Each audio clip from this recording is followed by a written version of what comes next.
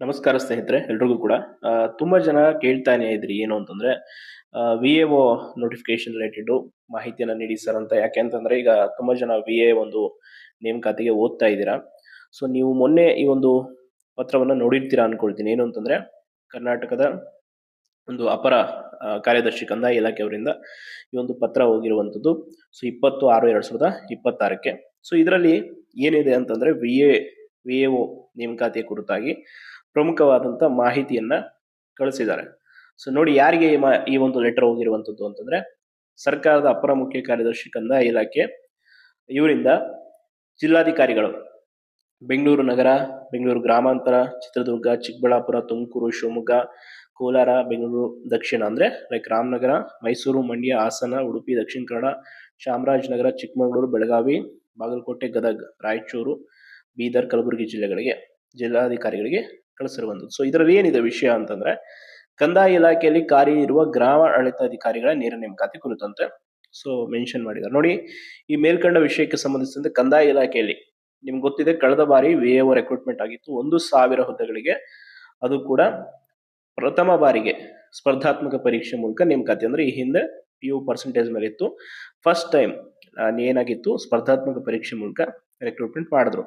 So ಈಗ ಎಷ್ಟು ಹುದ್ದೆಗಳು ನಾವು ಹೇಳ್ತಾನೆ ಇದ್ದೆ, ಈ ಹಿಂದೆ ಅಂದ್ರೆ 500 ಇತ್ತು, ಬಟ್ ಒಂದ್ ಸ್ವಲ್ಪ ಹೆಚ್ಚು ಆಡ್ ಆಗಿರುತ್ತೆ. ಒಟ್ಟು 572 ಗ್ರಾಮ ಆಡಳಿತ ಅಧಿಕಾರಿಗಳ ಹುದ್ದೆಗಳನ್ನ ನೇರ ನೇಮಕಾತಿ ಮೂಲಕ ಭರ್ತಿ ಮಾಡಲು ಆರ್ಥಿಕ ಇಲಾಖೆಯು ಪತ್ರದಲ್ಲಿ ಸಹಮತಿಯನ್ನು ನೀಡಿದೆ. ಇದರಲ್ಲಿ ಜಿಲ್ಲಾವಾರು ಹುದ್ದೆಗಳ ಸಂಖ್ಯೆ, ಮಂಜೂರಾದ ಹುದ್ದೆಗಳ ಸಂಖ್ಯೆ, ಖಾಲಿ ಇರುವ ಹುದ್ದೆಗಳ ಸಂಖ್ಯೆ ಮತ್ತು ಪ್ರಸ್ತುತ ನೇಮಕಾತಿಗೆ ಪರಿಗಣಿಸುತ್ತಿರುವ ಹುದ್ದೆಗಳ ಸಂಖ್ಯೆಯನ್ನ ಕೊಟ್ಟಿದ್ದಾರೆ. ನೋಡಿ, ಯಾರು ಬೆಂಗಳೂರು ನಗರದಲ್ಲಿ ನೀವೇನಾದ್ರೂ ವಿ ಎ ಒ ಆಗಬೇಕು ಈ ಒಂದು ಜಿಲ್ಲೆಗೆ ಅಂತ ಇದ್ರೆ ಎಷ್ಟು ಹುದ್ದೆಗಳಿದೆ ಏನು ಅನ್ನೋದು ನೋಡಿ. ಒಟ್ಟು ಮಂಜೂರಾದ ಹುದ್ದೆಗಳು ಎಷ್ಟು ಆಗಿತ್ತು ಅಂತಂದ್ರೆ 252. ಈಗ ಎಟ್ ಪ್ರೆಸೆಂಟ್ ಖಾಲಿ ಇರುವ ಹುದ್ದೆಗಳೆಷ್ಟು? 32. ಪ್ರಸ್ತುತ ನೇಮಕಾತಿಗೆ ಪರಿಗಣಿಸುತ್ತಿರುವ ಹುದ್ದೆಗಳ ಸಂಖ್ಯೆ ಎಷ್ಟು? 20. ಸೊ ಬೆಂಗಳೂರು ಗ್ರಾಮಾಂತರದಲ್ಲಿ ಎಷ್ಟು? ಒಟ್ಟು ಮಂಜೂರಾಗಿರುವಂತದ್ದು 223, ಖಾಲಿ ಇರುವ ಹುದ್ದೆಗಳು 47, ಅಟ್ ಪ್ರೆಸೆಂಟ್ ರೆಕ್ರೂಟ್ಮೆಂಟ್ಗೆ ತಗೊಳ್ತಿರೋದು 29. ಸೊ ಚಿತ್ರದುರ್ಗದಲ್ಲಿ 356, 37 ಪ್ರಸ್ತುತ ರೆಕ್ರೂಟ್ಮೆಂಟ್ಗೆ ತಗೊಳ್ತಿರೋದು 15.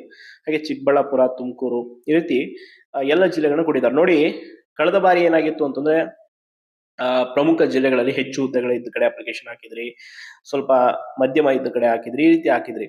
ಇನ್ ಕೆಲವರು ಜಿಲ್ಲಾವಾರು ರೆಕ್ರೂಟ್ಮೆಂಟ್ ಬೇಡ ಸರ್, ಸ್ಟೇಟ್ ವೈಸ್ ಮಾಡಿಸಿ ಅಂತೆಲ್ಲ ಕೇಳ್ತಾ ಇದ್ದೀರಾ. ಅದರ ಬಗ್ಗೆ ನೋಡೋಣ. ಬಟ್ ಸದ್ಯಕ್ಕೆ ನೀವು ಈ ಒಂದು ಹುದ್ದೆಗಳ ಸಂಖ್ಯೆ ಆಧಾರಿತವಾಗಿ ನೀವು ನೋಡ್ಕೊಳ್ಳಿ. ಆಮೇಲೆ ಶಿವಮೊಗ್ಗದಲ್ಲಿ 275, ಒಟ್ಟು 44 ಖಾಲಿ ಇರುವಂತದ್ದು. ಇದರಲ್ಲಿ ನೇಮಕಾತಿಗೆ ಪರಿಗಣಿಸ್ತಾ ಇರೋದು 18.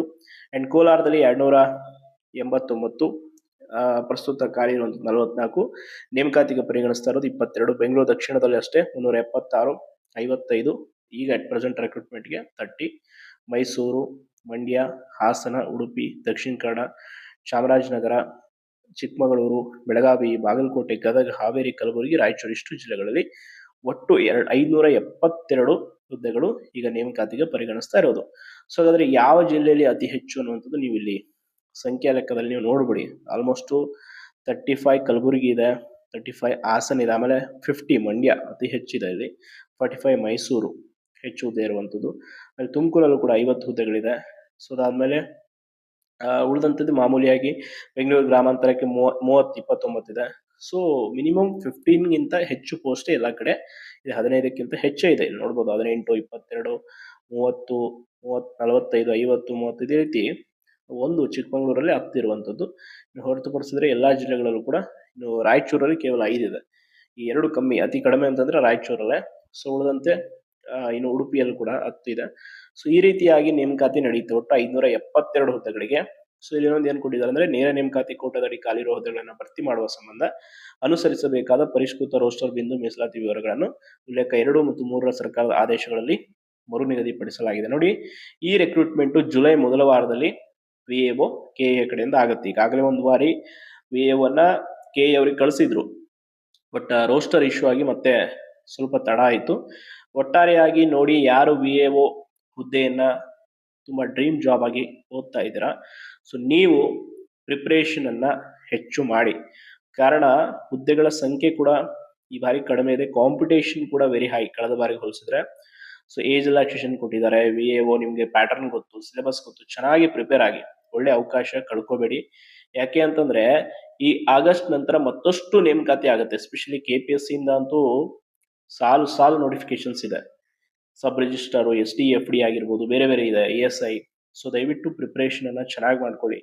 ಈ ಗೊಂದಲಕ್ಕೊಳಗಾಗಿ ಈಗ ಓದದೆ ಸುಮ್ಮನೆ ಕೂತ್ಕೊಂಡು ಮತ್ತೆ ಎಕ್ಸಾಮ್ ಬಂದಾಗ ನಮಗೆ ಟೈಮ್ ಕೊಡಿಸಿ ಪೋಸ್ಟ್ಪೋನ್ ಮಾಡಿಸಿ ಅವೆಲ್ಲ ಆಗಲ್ಲ. ಸೊ ದಯವಿಟ್ಟು ನೀವು ಪ್ರಿಪರೇಷನ್ ಮಾಡಿ ನಿಮ್ಮ ಕನಸಿನ ಹುದ್ದೆನ ಪಡ್ಕೊಳ್ಳಿ. ಪದೇ ಪದೇ ನಾವು ಅದ್ರ ಬಗ್ಗೆ ಧ್ವನಿ ಎತ್ತಕ್ಕಾಗಲ್ಲ, ಒಂದು ಬಾರಿ ನಿಮಗೆ ಮಾಹಿತಿ ನೀಡ್ತೀವಿ.